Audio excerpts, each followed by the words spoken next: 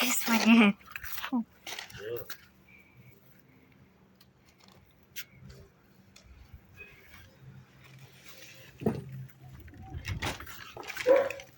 Крис, горит.